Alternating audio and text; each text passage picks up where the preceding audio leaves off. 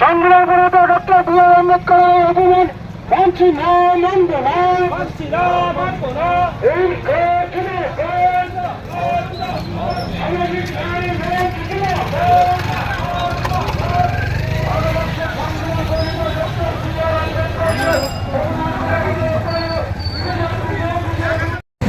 মাননীয় রকিব সাহাজি মহাশয়, আপনারা শুনলেন যে আমরা কেন আজকে রাস্তায় নেমেছি। আজকের মিছিলে আমরা সংখ্যায় কম, স্বীকার করে নিচ্ছি। হঠাৎই মিছিলে ডাক দেওয়া হয়েছে, আমরা সংখ্যায় খুব বেশি হাজির হতে পারিনি, কিন্তু আজকে এই মিছিলের গুরুত্ব অপরিসীম। মিছিলের গুরুত্ব অপরিসীম গুরুত্ব নিয়ে আজকে আমরা কম সংখ্যক মানুষ এখানে আমরা জমায়েত হয়েছি এবং আমরা মিছিলও করেছি। আপনারা শুনেছেন যে অপরাধ জগতে যারা নাম লেখায়, নাম লিপিবদ্ধ আছে, তারা যে ভাষায় কথা বলে। ভারতবর্ষের স্বরাষ্ট্রমন্ত্রী মাননীয় অমিত শাহজি, তিনি এই কয়েকদিন আগে লোকসভাতে দাঁড়িয়ে সেই অপরাধ জগতের ভাষা ব্যবহার করেছেন কার বিরুদ্ধে? আজকে ভারতবর্ষের ৭৭ বছরের স্বাধীনতা, যে স্বাধীনতা আমরা ভোগ করছি, সেই স্বাধীনতার মূল স্তম্ভ হচ্ছে সংবিধান। সংবিধানের উপরে দাঁড়িয়ে একটা দেশ চলে। সেই সংবিধান রচয়িতা যে কয়জন ছিলেন, তার মধ্যে বাবা সাহেব আম্বেদকর একজন গুরুত্বপূর্ণ ব্যক্তিত্ব। এটা আমরা সবাই জানি। ইতিহাস যারা পড়েছি, যারা পাঠশালা স্কুলে পড়েছি, তারা আমরা সবাই জানি। সেই আম্বেদকর সম্পর্কে কুরুচিকর মন্তব্য করতে তাদের দ্বিধা হয় না। এইরকম ব্যক্তিত্ব আজকে ভারতবর্ষের কেন্দ্রীয় স্বরাষ্ট্রমন্ত্রীর পদে বসে আছেন, আসীন আছেন। আমি বিস্তারিত ব্যাখ্যার মধ্যে যাব না, শুধু এইটুকুই বলবো, বিজেপির অপরাধ, তারা যে অপরাধ করছে, করে আসছে এবং বর্তমানে করছে এবং যতদিন তারা থাকবে তা করবে, অপরিসীম অপরাধ। সেই অপরাধের সঙ্গে এই অপরাধটা যুক্ত হলো। এই যে কুরুচিকর মন্তব্য করে ভারতবর্ষের সংবিধান প্রণেতাকে অপমান করা হলো, লাঞ্ছিত করা হলো এবং কুরুচিকর মন্তব্য করে তাকে ছোট করে, খাটো করে সংবিধানটাকেই ছোট করা হলো। এই অপরাধটা যুক্ত হলো আজকে ভারতবর্ষের বিজেপির অপরাধের খাতায়।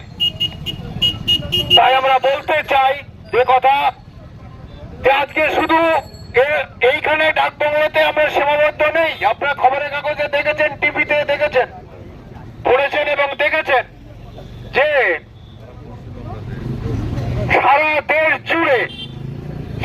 দেশ জুড়ে যেমন হচ্ছে প্রতিবাদ, তেমনি সংসদে বিরোধীরা, বিশেষ করে কংগ্রেস নেতৃত্ব, তাদের ভূমিকা এবং অন্যান্য যারা বিরোধী দলগুলি রয়েছেন, তারা যখন গতকালকে আম্বেদকরের ছবি নিয়ে ঢুকতে গেছে, তখন বিজেপি সাংসদদের সঙ্গে ধস্তাধস্তি হয়েছে, দস্তুর মতো ধস্তাধস্তি হয়েছে, কেউ কেউ হসপিটালে যেতে হয়েছে।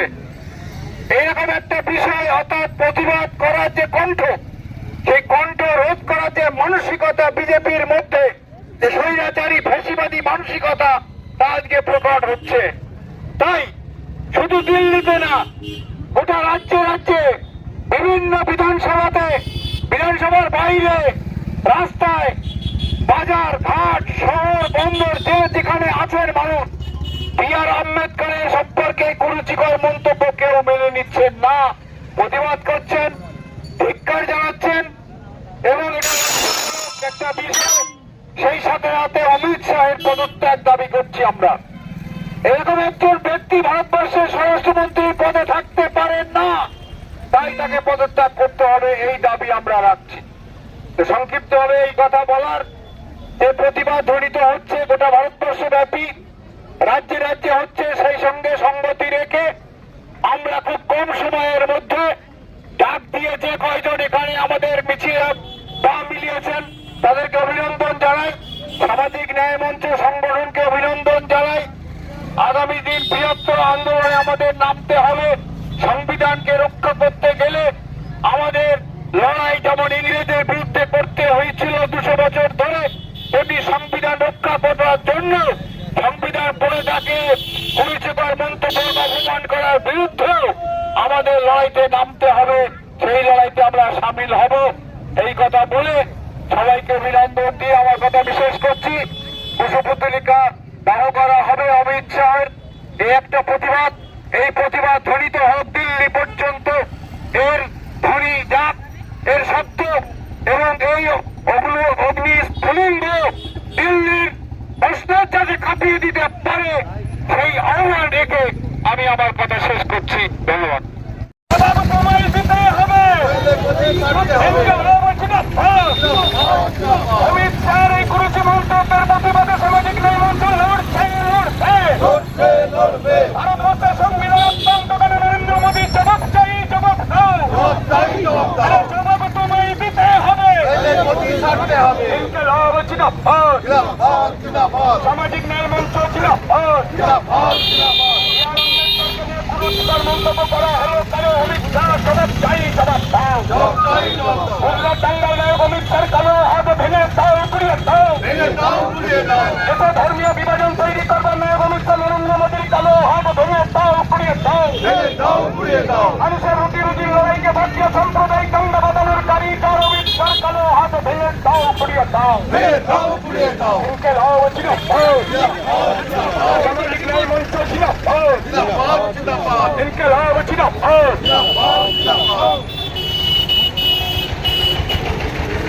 সাথী ও বন্ধুগণ, আমরা বেশ কিছুক্ষণ ধরে আমাদের প্রতিবাদ সভা অনুষ্ঠিত করলাম এবং পুষ্পতুলো এখানে দাহ করা হলো। আমাদের নির্দিষ্ট কর্মসূচি আমরা এখানে সমাপ্ত ঘোষণা করছি।